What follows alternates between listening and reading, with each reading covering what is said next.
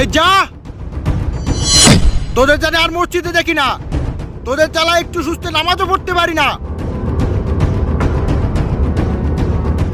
আচ্ছা রহিম ভাই, কি হয়েছে? আরে হুজুর, ওদের চালায় আমি সুস্থ নামাজ পড়তে পারি না, মসজিদে আইসা শুধু দুষ্টুমি করে। আচ্ছা রহিম ভাই, তাহলে আমি একটা কথা বলি, কিছু মনে করবেন না। হ্যাঁ বলেন, কি বলবেন? আচ্ছা, আপনি কি জানেন আমাদের প্রিয় নবী হযরত মুহাম্মদ সাল্লাল্লাহু আলাইহি সাল্লাম যখন নামাজ পড়তেন তখন তার পিঠে হাসান এবং হোসাইন রাদিয়াল্লাহু উঠে যেতেন। কই, তখন কি তিনি ধাক্কা মেরে ফেলে দিতেন? না, কিন্তু তারা তো নবীর নাতি ছিল। আরে ভাই, এই শিশুরাই আমাদের ভবিষ্যৎ।